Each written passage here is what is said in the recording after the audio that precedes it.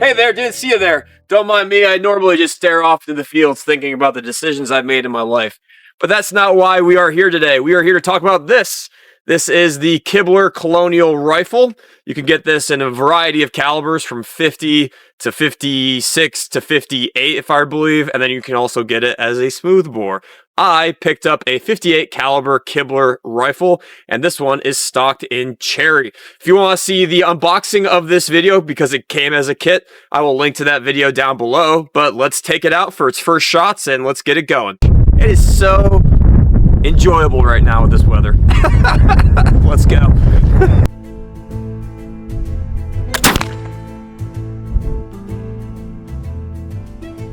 I loaded a 57 caliber lead ball into the barrel, and I used the pig fat as grease, and it went down pretty well. I'm going to ram that all the way home, shooting 85 grains of 2F powder. Somebody left a comment saying that he shoot 100 grains of 2F, so I'm going to kind of slowly work my way up to that. I aligned the sights myself, the front and the back sight, so I'm going to have to adjust those. But yeah, let's see how this goes.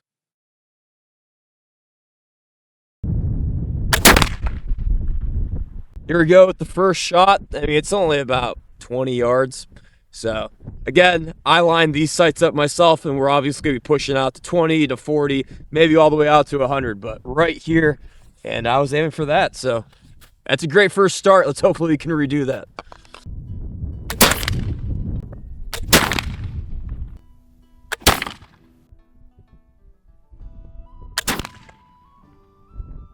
We're gonna move on to the Fanta. It is very wet out here. See, so that's why we're having some of those. There's water actually coming off the camera. We're having some failure to fires, but we'll work through that. We got Fanta about 20 yards, and about another 10 yards past that, we have our steel target. So, let's see if we can hit the Fanta.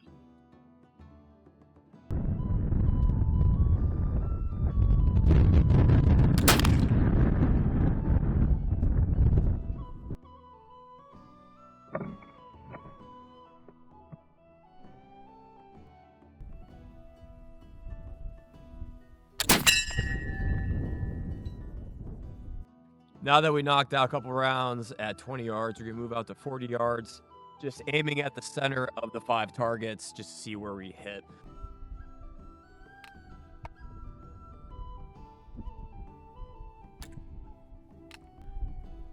You can see how wet the pan is with how much moisture is in the air. So that's the reason we're having a lot of failures to fire.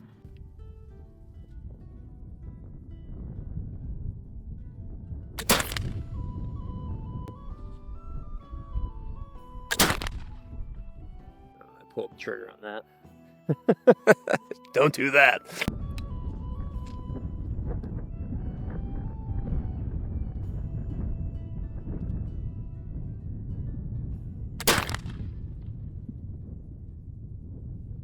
This is the last round we just took at 40 yards. Absolutely ecstatic about that. You can see the first couple shots we had from the standing at 40. This was the first one. I think this was like the second one. We had that third one or something that went off and hit the steel. Don't worry about that. And then we kind of just had to work our way in. But yeah, last round to finish, and we'll take that as a win. So that will conclude the shooting portion of the video. So meanwhile, back at the ranch, the biggest positives I can say about the piece when firing it is it feels very natural when you bring it up to your shoulder. The lock is incredible. Like, I fired a few flintlocks now, and the speed and strength in that lock mechanism is good to go right here from the beginning. We'll see how that wears over time, but off the bat, that was really good. The only failure to fires that we had were just because of inclemental weather. It was about 34 throughout the day, windy, cold, wet, and that's going to impact your rate of fire and reliability.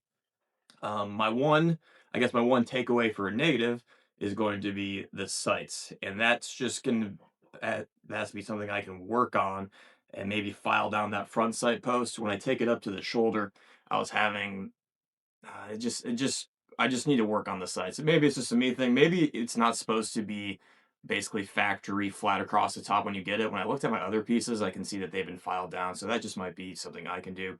I felt that the sights from the standing were a little bit hard for target acquisition. So who is this rifle for? And honestly, I'd like to say it's probably for you watching this video right now. If you want to pick up an 18th century American colonial long rifle style of flintlock, and you don't want to spend 15 to 3 to 4 to $5,000. Anybody that's been in the space of reproduction flintlock rifles know that they can, those prices for a good one, or what they consider like standard, or like 2,500. But if you don't want to spend that kind of money but still have a good representation, and just takes a little bit of elbow grease and not even too much of it, to be honest, for $1,400 you can just get the bare minimum, which is this. I didn't get anything added on extra. I didn't get the curly maple or anything like that, and I was able to get myself a representation of a colonial long rifle.